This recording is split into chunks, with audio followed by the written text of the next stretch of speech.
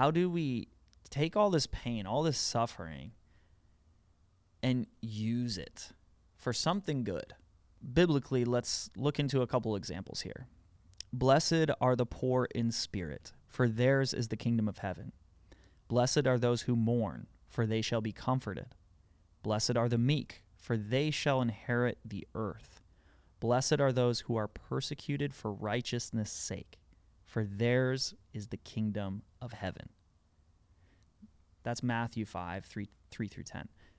That last line hits. Blessed are those who are persecuted for righteousness' sake, for theirs is the kingdom of heaven. I can attest to that. When you are trying to do the right thing, it doesn't matter what you're doing, you will be persecuted for it. I went to Gaza during the war. Extremely dangerous. At night when we were sleeping, our windows are shaking from the bombs that are striking just, several blocks away. You hear gunfire. We were walking, there's drones flying over. It's like a constant, zzz, just constantly watching everything.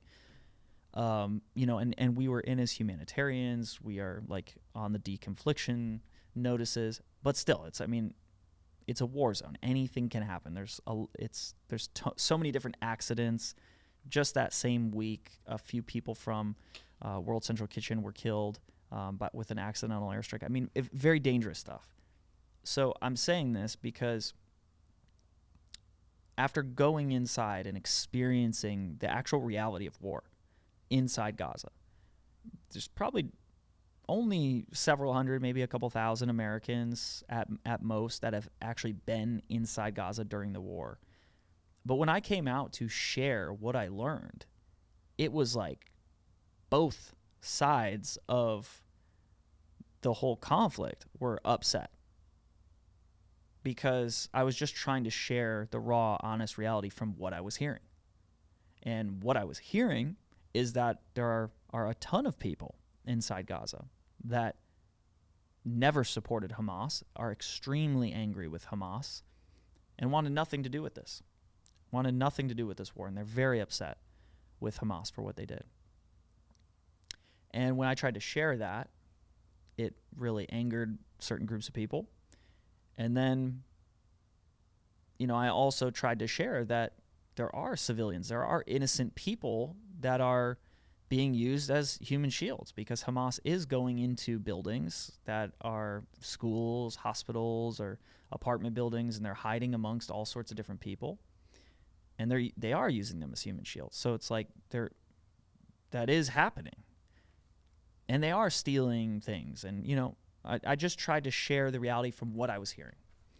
But just to share that reality, I was condemned by people on both sides. So I was like, how do you actually do the righteous thing when it is condemned, right? You want to go help somebody, somebody's going to judge you and say, oh, you're just doing that to get attention. Or, oh, why didn't you help these people? Why are you only helping those people?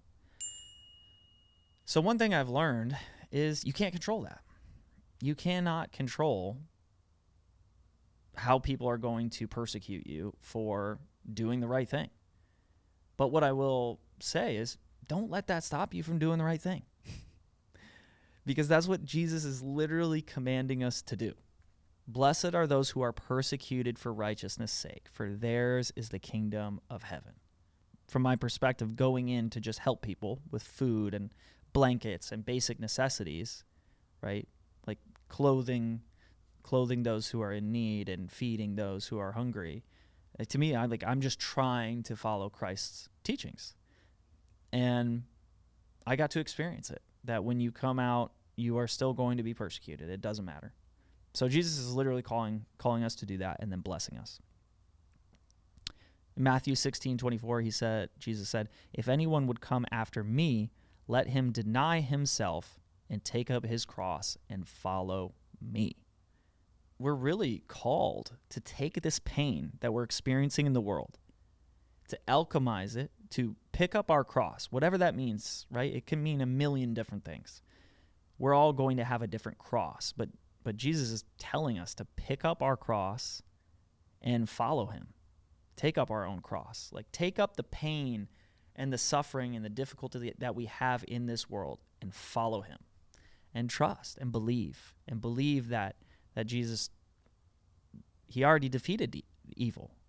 And so what we're experiencing here on earth is like this perpetuation of, like, it's kind of like the remnants of what's left over from that evil. And yeah, it might rise again and receive, and become very powerful, but it cannot win. It cannot win.